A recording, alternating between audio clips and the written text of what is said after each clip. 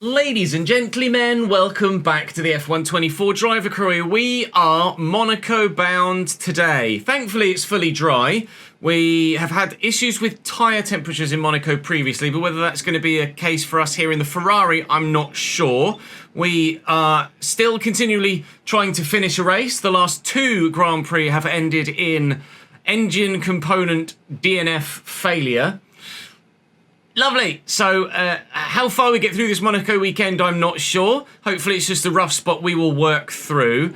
We've proven in Imola, though, prior to the DNF, that we do have some good pace in this Ferrari when we're at a track that suits us and we have a setup that works well. We were on for a top 5 in Imola before the engine went pop. Miami, we were on for points as well, although probably only an 8th or a 9th. And Bahrain, again, maybe a 10th. So we're consistently there or thereabouts with the edge of the points, or even slightly higher than. Japan is kind of the outlier with the P15, but again, continually, the R&D Performance Index has us midfield.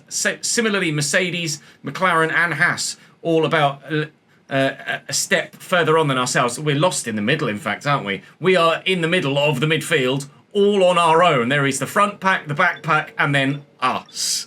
No man's land. Monaco's very close, though, so there is no man's land in Monaco. You're right on top of each other and right on top of the walls. Hopefully not in the walls or up against the walls. We shall do what we can to have as clean a weekend as possible. Do drop the video a like if you're enjoying the save. Of course, make sure you subscribe to the channel so you don't miss out on any more. Can our teammate Charles Leclerc win the virtual Monaco Grand Prix in his Ferrari just as he did in real life? Let's find out. All practice sessions complete. You probably have expected, if you've been watching me play the F1 game for a while, I am not very quick at Monaco. Nobody is shocked there, to be completely honest. So this is probably going to be a qualify as best as I possibly can, then try and be a roadblock for as many people behind me for as long as I possibly can to get a decent finish. That's the tactic for Monaco. Sometimes it works, sometimes it doesn't. I'm hoping this is an occasion where it does, but let me put some... In fact, I might just use the more worn engine parts here, to be honest, because I'm not going to need power or anything, am I? And I could put a fresher unit in for Canada. All right, let's just go straight to qualifying then.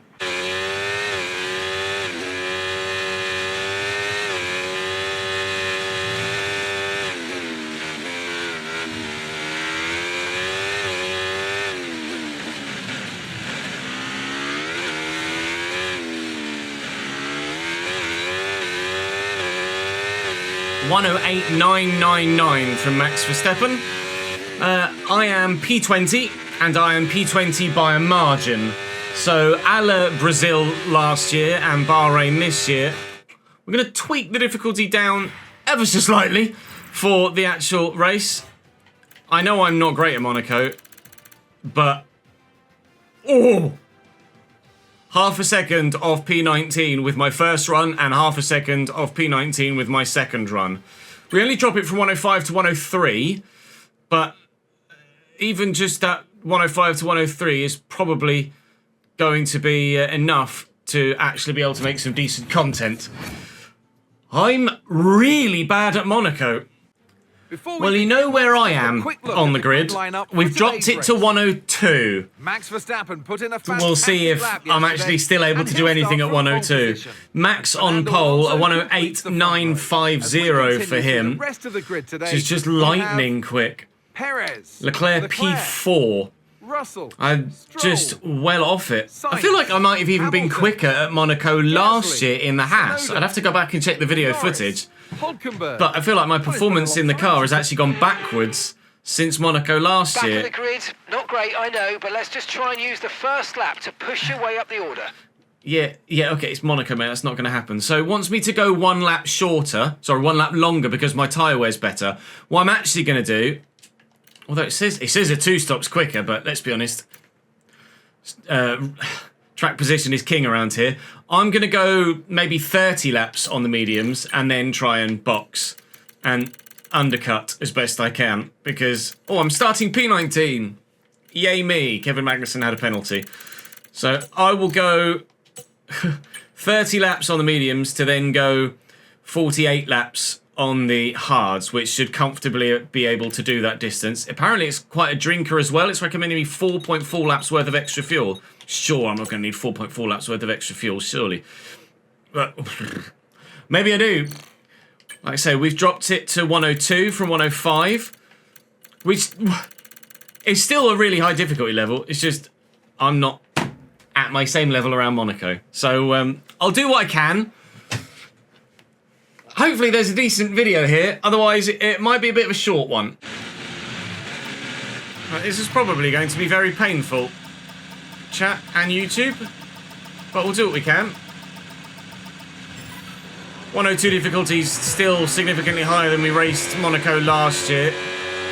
Twitch chat confirmed for me I was slower last year in Monaco with my quali lap, but not by much. I've barely improved Season 1 to Season 2 in my ability to drive this racetrack. K-Mag's already making moves aggressively in Sector 1 as he tries to do in real life before he absolutely ruined Sergio Perez's day. And his teammates, for that matter, actually. I will do what I can in this race to make some positions, but I cannot promise to make it very far at all. We'll do our absolute best. I can't go 3 wide. If it was just one car, then I'd go for it, but I'm not going to go 3 wide in Monaco. It's just not going to end well for anybody involved, is it? We'll just behave ourselves for the first few laps, see how things settle out, and if we have the opportunity to make an opportunistic move or two, then we will look to do so. At the minute, it might be a case of undercut as many people as possible, pit, and then try and be a moving roadblock for as many people as possible. We're going to try and shit house our way to a decent finish here in Monaco. What we've done, YouTube, as you might see from the way that I took that corner rather sharply, is we've actually upped the steering rate. In real life at Monaco, the cars put on a much more sensitive steering rack so that they can take the hairpin, because with the usual steering rack in a Formula 1 car, you wouldn't get round the hairpin. And what I've done is switch to a much higher steering rate here, and I feel significantly faster. So it's almost like we've inadvertently, with the settings on the game, put that more sensitive steering rate on.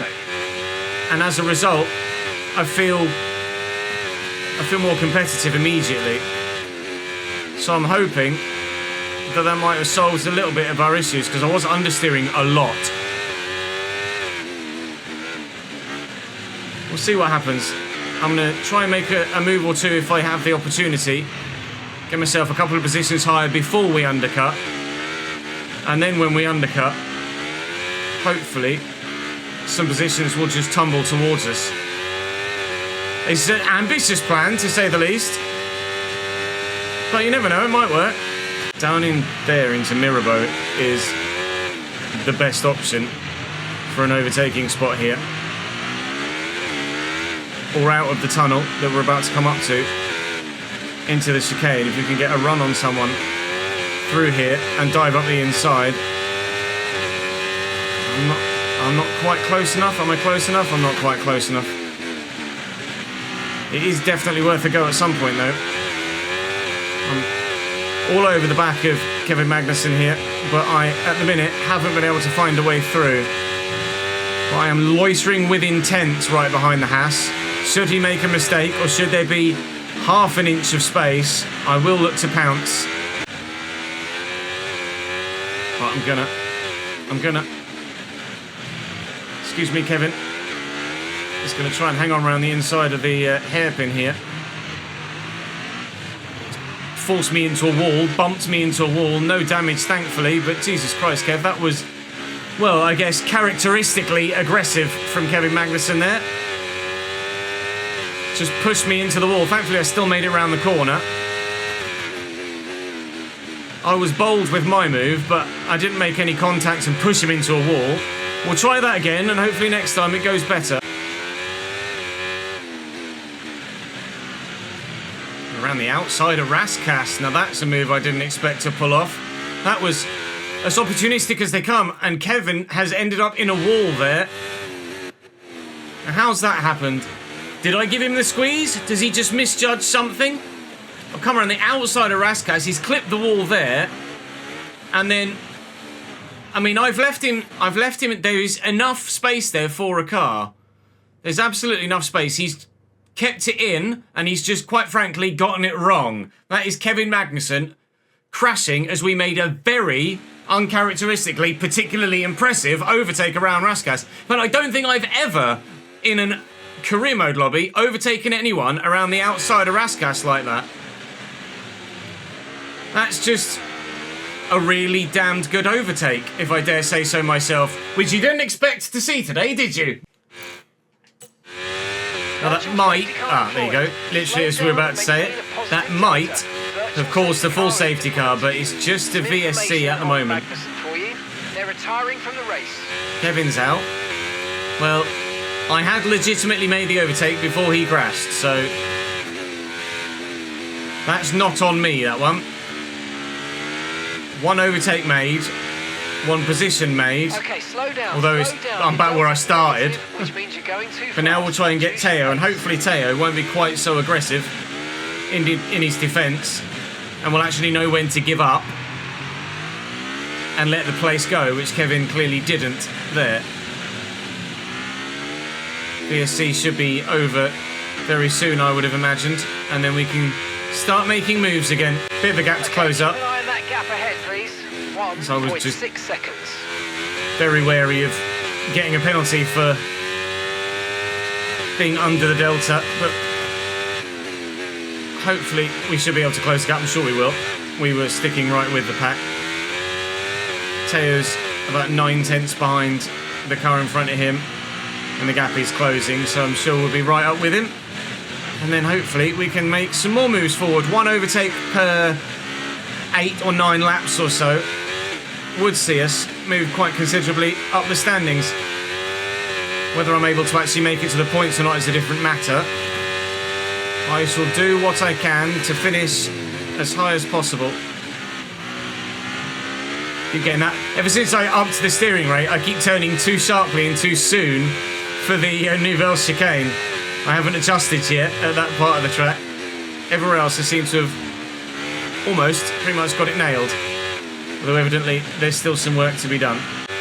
Teo has lost DRS on the car in front of him, but their traction out of Antony-Nogues is so good and mine is so poor, I actually can't get close enough by the end of the straight, even with ERS and DRS, to make the overtake. Teo is struggling now, and now might be the opportunity Okay, mate, that's to go for an overtaking move. Come on, let's get him. We don't want Oh, I just did, mate. Right, now don't force me in the wall like Kevin. There you go. Teo Pourchaire knows when to give up the position. Kevin Magnussen did not. He nearly ended my race when he held on around the hairpin, and then later on, he ended his own race by not knowing when to give up. Teo Pourchaire has a survivalist instinct, and his race will continue. Hey, I got the Nouvelle chicane right. Look at me go. Oh, I thought about trying the same move on Alex Albon. It nearly worked, but I just couldn't quite do it. You get such good traction at the last corner. Right, it's impossible to keep up with. On the car ahead. I know I'm gaining. I'm looking right down the barrel of his exhaust pipe. I just, at the minute, can't get past Alex Albon. By about 3/10 a lap. Well done. I'd like to make the same move on him that I made on Kevin and Logan, but because Zhou Guan Yu's right there, I'm not sure I can commit to it. He went defensive there, actually, which is very intriguing.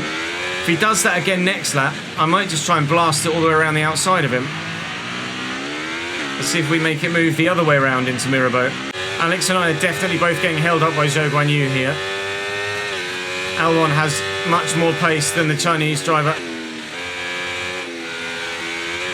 As do I. Is he going to go defensive again? He is. Said I'd try and go all the way around the outside. And that's what we've done. I'll try and not put Alex in a wall like Kevin did to me.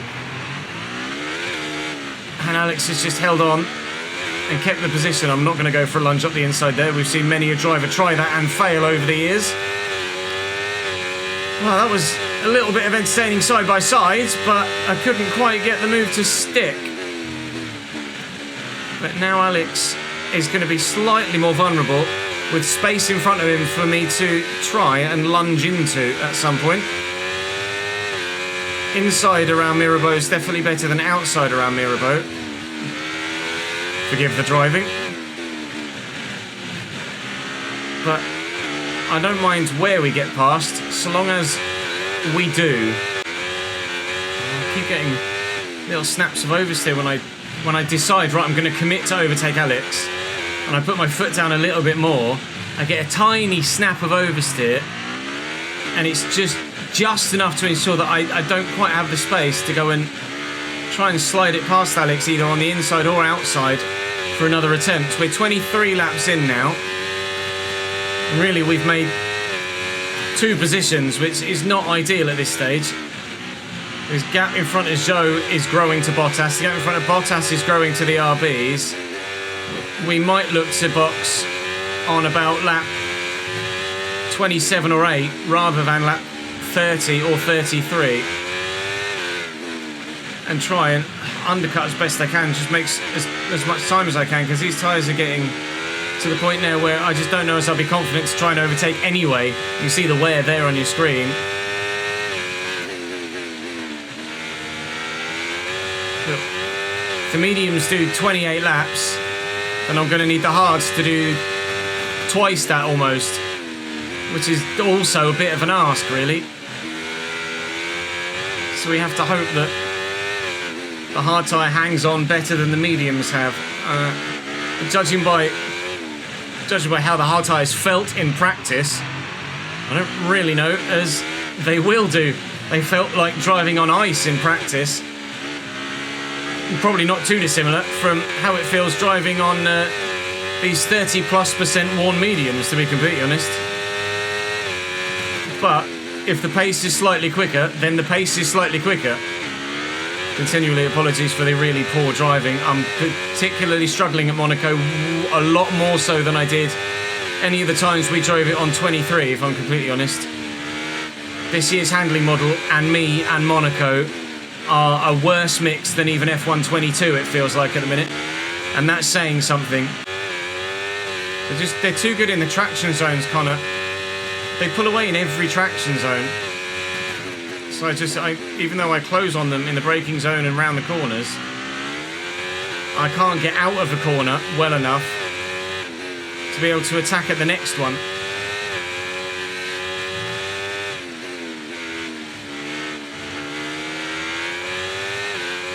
Time for a throw of the dice. Time for a big throw of the dice. We are boxing for a set of hard tyres to take us to the end.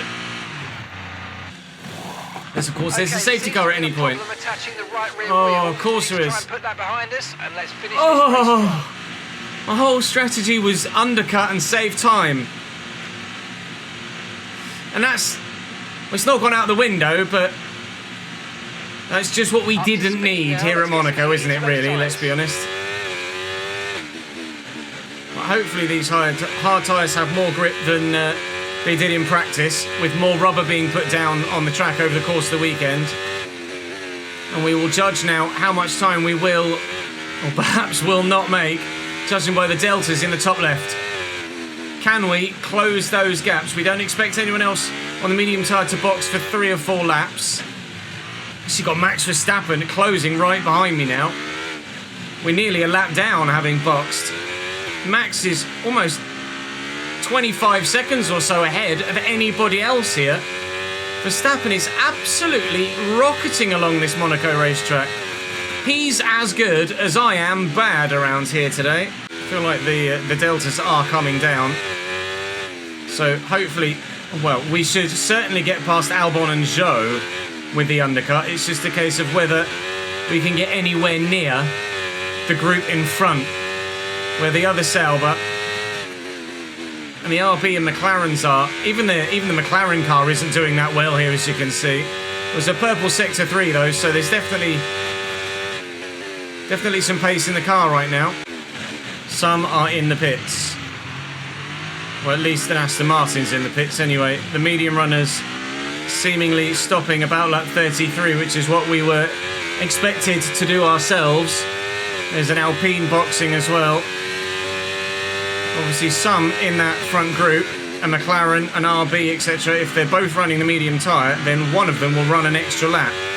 We've taken about 10 seconds in 5 laps out of those in front. The new tyre effect has been worth about 2 seconds a lap.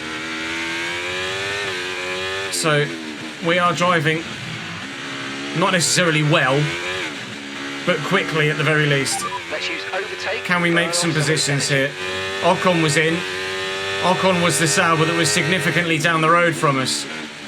So we've made quite a bit of time here. We're only 4 seconds behind Lando Norris now.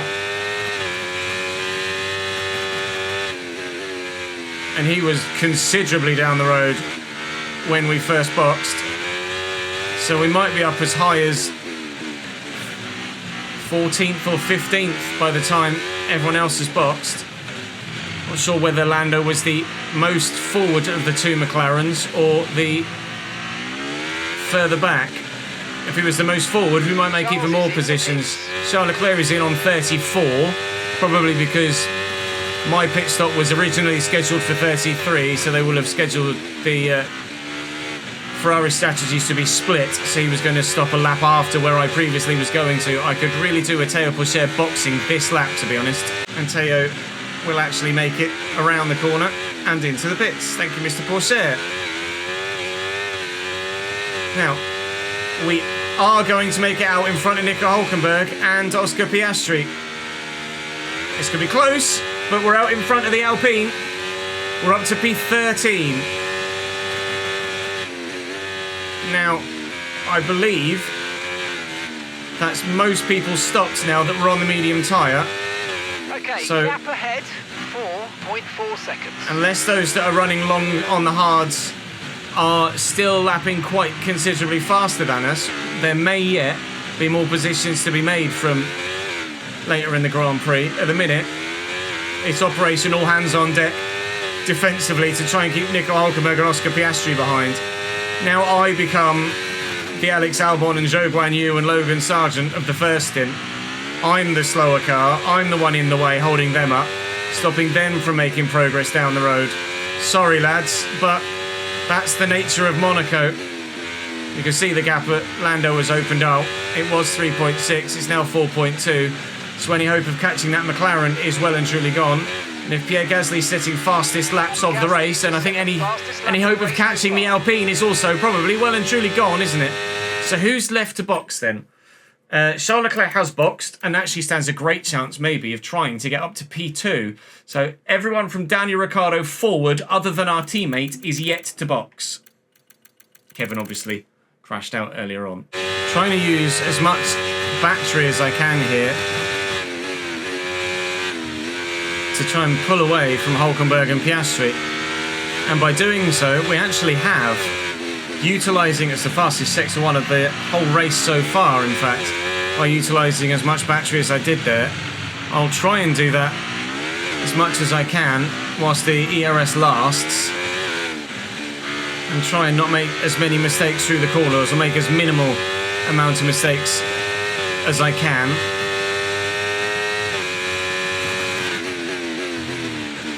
Maybe we'll have a go at Lando Norris.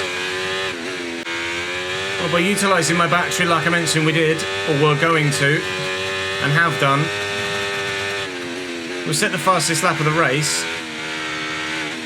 But it's not massively faster than those around us, because the gaps haven't changed that much. So I'm going to have to do it consistently for like 10 laps plus to stand a chance of catching Lando. But if there is a chance of catching Lando, then obviously we would like to try our best to do such a thing. Don't know whether we'll make any ground on those that are hard mediuming as opposed to the medium hard. Rather frustratingly, I think Charles Leclerc is tucked up behind Daniel Ricciardo, who hasn't yet stopped. In fact, he's tucked up behind Yuki Tsunoda, who hasn't yet stopped. Charles needs to get past Yuki, and then he can really make some headway. If he can get past the RB before the RB stops, then absolutely Charles could go on a right surge to try and get on the podium, or higher still than just the P3. I just glanced up at the Delta's top left to see that the gap to Gasly had halved from 9 something to 4. And it's because they're stuck behind Daniel Ricciardo. Charles is still tucked up behind Yuki Tsunoda and can't get past. And the whole group of cars in front are stuck behind the hard-tired RB of Daniel Ricciardo, who's obviously going significantly slower on 43-lap-old hard tyres, as opposed to everyone else's 10-lap, my 15-lap-old new tyres of our own. They will go to the mediums next, but they're just going to find themselves in a position where, quite frankly, they're not going to get through. The undercut here is so powerful in this sort of scenario that it's just not worth trying to go long unless you think there's going to be a safety car before your first pit stop, but after everyone else's first stop, so that you can get a free stop and maintain that pit stop gap. Unfortunately for those on the hard tyre, there has not been that safety car in that time frame, and they are losing time to everyone that boxed off mediums to go to fresh new hards. The gap is plummeting, and we are now going to be very much in touch with cars that are in the points. Whether we can hang on when the RB boxes, whether we can hang on and still stay with them, I'm not sure. Nico Hülkenberg is now starting to be particularly interested in the back of my car, as you can quite clearly see. So I'm going to have to make sure I don't get overtaken myself before I even contemplate potentially making a move on someone down the road to improve my track position.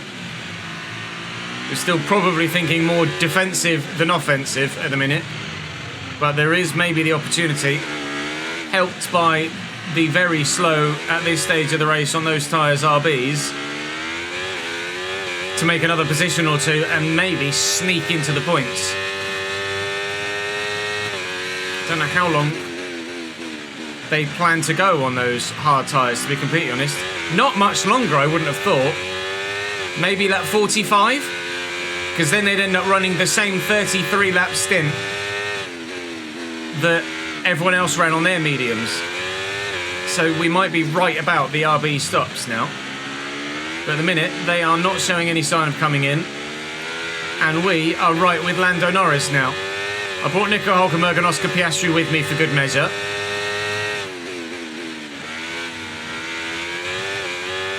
But it's game on.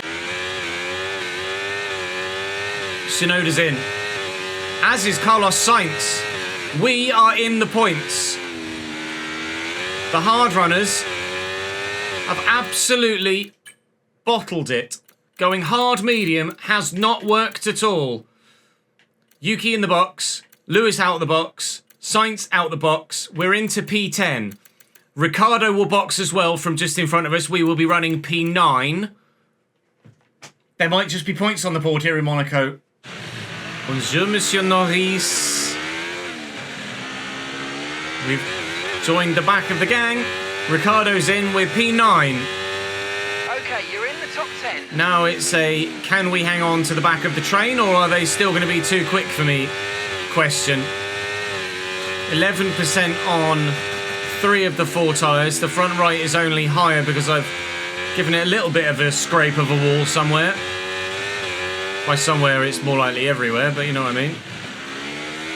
So the tyres are hanging on really well. 11% wear on the rears after nearly 20 laps. But there is still 30 laps left to go, so there's a lot of racing left. And a lot of tyre wear to deal with at the end of the stint. If we can hang on to this group in front, there might be more than a P9. But hopefully with track position, it will be at least a P9.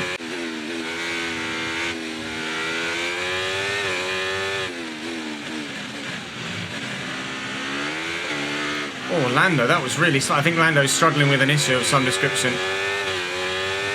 I'm not sure what the issue is, but Lando is slow in a straight line.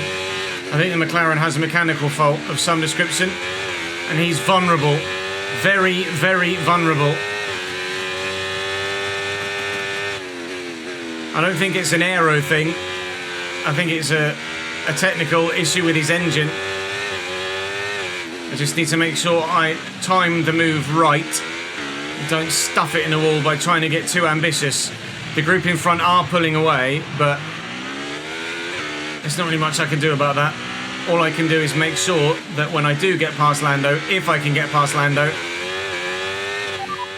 I do so cleanly. Hopefully they'll tell me about any sort of potential mechanical issue he has. Their tyres are 16 laps old. Time last lap, Remember, Daniel Ricciardo won the Monaco Grand Prix when he had a mechanical issue of some description. They've not mentioned any sort of issue there, be that mechanical or aesthetic, so to speak, with damage. So Lando's just off the boil. Unless whatever issue he had, they have fixed in the time that we asked about it, which is unlikely, but he's definitely faster in a straight line down the pit straight there than he was last lap. Maybe the issue that McLaren did have has righted itself. It's really odd, though, that he dropped off, and no, we are still gaining on him up the hill. I don't know whether he's in a position for us to be able to overtake him or not, really. I'm far too back to be able to make a lunge. I need to be kind of within a tenth and a half to make any sort of overtake in that sort of position stick. The gap in front had grown up to 2.7. It's dropped down to 2.4 or 5 now, so maybe we're starting to close back up again. Right, you join me on lap 63. I'm not sure when the last highlight was. There's not really been much happen other than me sit behind Lando Norris trying to keep up, sometimes falling back, sometimes closing back up again. But Gasly still remains about 3 seconds down the road, and you'll notice behind the gaps have grown, but they've grown from, to be fair, they were about 1.5 before, but Max Verstappen caught them and has lapped them, so everybody up to P10 has now been lapped, and Max is coming, concentrate, Ches. Max is coming for myself and Lando. Right, we need to get past here. Use overtake. Use overtake. Now, depending on where Max catches us, we might be able to have some sort of opportunistic go at getting past Lando as he lets Max Verstappen through. I'm sure Max would favour benefiting his friend Lando over the absolute nobody that is me. But if I can let him go at the right point, then maybe there's the opportunity of nabbing Lando as well. But I'm not sure where the right point would be to let Max through to give us a chance of following him then through Lando. I need to let him through at a point where he's not going to be getting past both of us at the same time. I need to let him through and then follow him up to Lando so that I can be basically as close as I am now with Max in between, and then when Lando moves over, I pounce. There's not long left, 16 laps to go, sorry, 15 laps to go, including the one we're on. I have now gotten my first blue flag there, although it's disappeared again. We're not racing the car it's back now. Pass when you can. Where do I let Max pass? It's going to benefit me, not Lando.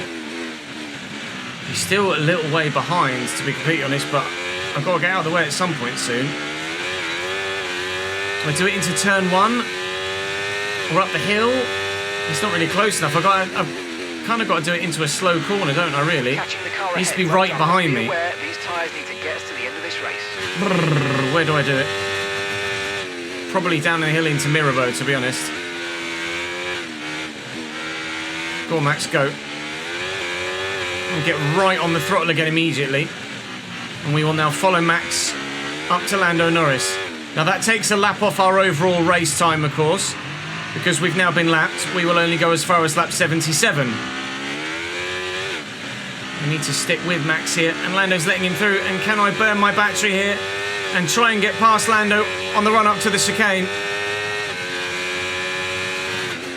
I'm here, don't hit me. He'll say I forced him off the track. I'll say I gave him space. But Lando keeps the position, which is the most notable thing. Just couldn't quite make it work. I needed an extra 4 or 5 meters. And then maybe we'd have been up into P8. Oh, it was a good tactic. But unfortunately, it's a tactic that hasn't worked. We have used it to our advantage in previous Grand Prix. But on this day, at this time, it's a no. There's a yellow flag. It's actually in front of us, so we'll gain a position. But we will gain a position on our teammate. Charles Leclerc is retiring from the Grand Prix. It was about to be a great result for Ferrari in the Constructors' Championship, with Charles running P2 or 4, one of the two. And with Lando running P8, me P9 and Piastri out of the points, it might well have seen Ferrari leapfrog, or at least get very close to, McLaren in the Constructors' Championship. But with Leclerc now retiring, there is a Ferrari DNF for a mechanical failure today. But for the first time in 3 races, it's not myself. Durability is a real Achilles heel of this Ferrari team this year. It's cost me upwards of, arguably, maybe 20 points. Or close to 20 points. With the result we could have gotten in Miami, it's cost Charles about the same, probably, here as well. Devastating for the Tifosi. I gain another position, so I mean, I'm happy. But for the team, it's really not great. It's not a good look either, is it, for Ferrari to continually be having driver after driver after driver retire with mechanical issues. We will then finish P8 or P7. I've tried desperately to get past Lando Norris. I just cannot seem to fathom a way to get past him. I tried to be tricky and use something from the Fernando Alonso wily playbook with the overtake tied in with the lapping. That didn't work.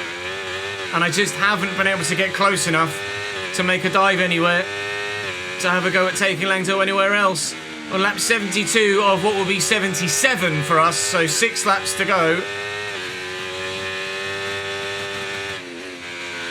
It's probably going to be a P8. That front left is looking very, very worn though. We're going to be running puncture territory very close. If I hit that left front on a wall once more between now and the end. Lando slow, Lando slow. I've got a run on him.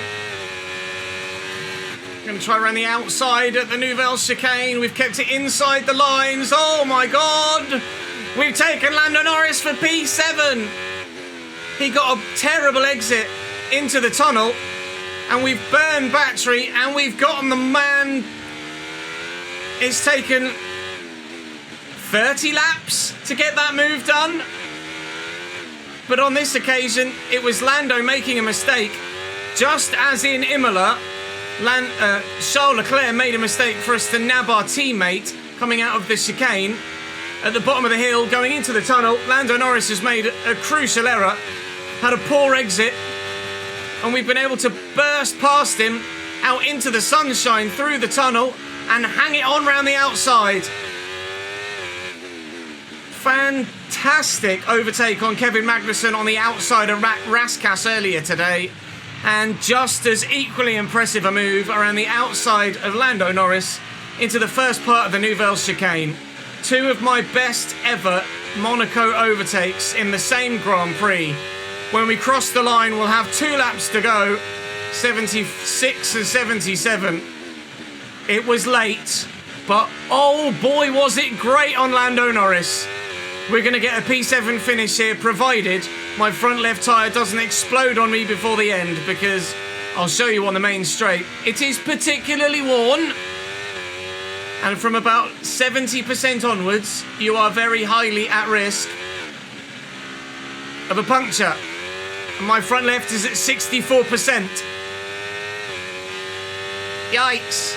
Please hold on, front left tyre. By around a second a lap. Lando's going even slower now. We're actually pulling away from Lando Norris. Not really gaining on Gasly. I wonder whether Lando's had an issue. Maybe he caught the wall. Wasn't the cleanest of overtakes, but he did try and squeeze me right up against the wall on the right-hand side, and I left him loads of space on the apex. We were able to get through and keep it inside the lines of the right-handed part of the Nouvelle chicane. I feel like it was a fair move. So if he has got damage, then I'm not going to feel guilty about it, because I went all the way around the outside here like that, kept it in the lines, which I actually didn't do that time, and got the move done. I'll take it. We'll absolutely take it. Charles Leclerc may well have had a podium, and unfortunately it's been taken from him with the DNF. But we've earned 2 places from when Charles was running. 1 thanks to Charles dropping out of the race, and then that overtake on Lando Norris, which I'm very, very pleased with, as you might be able to tell. So on to the final lap we head. Max Verstappen will win this Monaco Grand Prix. I think he's going to lap nearly everybody. I think Sergio Perez is currently P2. Then it's one of the Mercedes. It'll be George Russell, because Lewis was behind us because of his terrible pit strategy. Then Alonso P4 and Stroll P5. But Max Verstappen has lapped Lance Stroll and is right behind Fernando Alonso in P4. So dominant has Max Verstappen been here today. Alonso might even have to let him through before the end of the lap. They're just coming through the swimming pool now. What an unbelievable race from Max Verstappen. He bossed the championship last year. He hasn't been as strong this year, but still he's definitely the man to beat. The Red Bull is the car to be in. This Ferrari is absolutely not the car to be in. But this will be our second best result of the season. Miami would have been our second best result of the season, but it was stripped from us. We might have been able to get a P7 or so in Imola, but we will get a P7 in Monaco after starting P19 on still 102 difficulty, I might add. 102. It's not bad at all. P7. I'll take it. My left thumb is about to fall off. Driver of the day to boot. I will go and get a thumbnail from that overtake on Lando Norris with the replay. And it's, I'm sure, Max from Sergio from George Russell.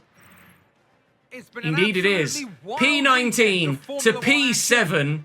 Thank you very much indeed. Oh, he just got wheel spin. You can hear it in the engine. Listen. It gave him a poor exit. We were right on the back of him then. Now, I'm right up against the wall here. He's on the inside. There might have been a little bit of contact there. But I'm sure I leave him enough space. And indeed I do. In fact, I'm past him before he even gets to the apex. And I just keep it in the lines. You can see the... you can see just on the inside of my right tyre there that I am inside the confines of the racetrack. So that is a legitimate move.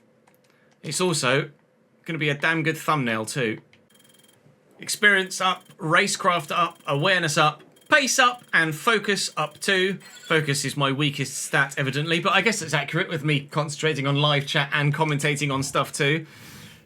Still 36. In fact, was I up as high as 37? I might have been. 30. I think I might have been 36%. My current recognition was Charles Leclerc. Not getting anywhere near the level 3 that I want for the powertrain. Was it powertrain? Or was it? No, it might have been the manufacturing one. The purple one, I think, is where I want to be level 3 to get more resource points. We're on to Canada next, where we should have... Oh! Lots of upgrades pass. Just like that. What's that going to do for our... Oh, hello, Chris. We're currently tracking nicely towards our contract target. It's all smiles from myself and the team. Okay, your current progress has been attached to the email, so feel free to take a look. Current target is 81. I'm 79 currently, but we have 2 years to achieve that target, so I'm sure we'll be fine. Now I'm Curious to know what's going to happen with the performance index. Now, please, monocoque structure and oil pressure pump, pass. Keep your fingers crossed. Okay, mate, I'm pleased to say that our new parts have come through without any issue, so they'll be on the car Is the ready for the next race. The Haas and the Ferrari! Is it coming good? Is it coming good now?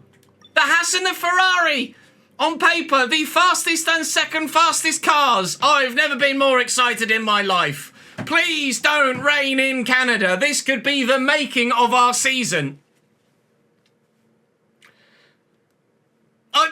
Bated breath. It's raining in Canada. It's mixed conditions, and they're not showing me a full weather forecast. We only know that it's fully dry in every practice session, and it's going to be a mixed qualifying and a mixed race.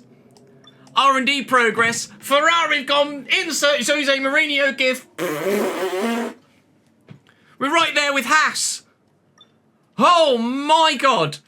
Aerodynamically, we're still definitely lacking. We still have the 7th best aerodynamics package. There's no doubting that. But we now have the best chassis. We have the 2nd best engine.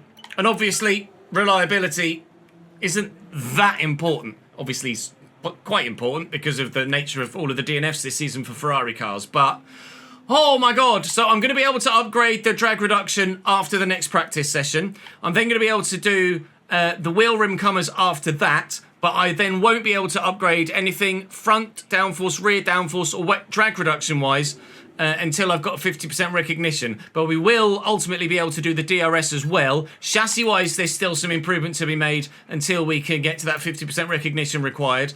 Powertrain wise, there's only a little bit we can do, but the powertrain's obviously monstrous already, and durability, I'm not that bothered about. This could be where our fortunes turn. Let me just turn the difficulty back up to 105 for Canada. We might, albeit mixed conditions and a difficult racetrack to master, we might be in the running for podiums and victories for the rest of the season. We're a long way off Max Verstappen. I'm 140 points behind him. But we lead McLaren in the constructors, actually. We didn't need Charles Leclerc's finish there. It would have helped close the gap on Mercedes, though, that's for sure. I'm 11th in the drivers. We're 4th in the constructors. But that seems set to change. Oh, I'm excited now. Make sure you don't miss the Canadian Grand Prix. Drop this video a like, subscribe to the channel. Let me know what you think of the 2 overtakes that we nailed in this episode as far as I'm concerned. And I'll see you in Canada.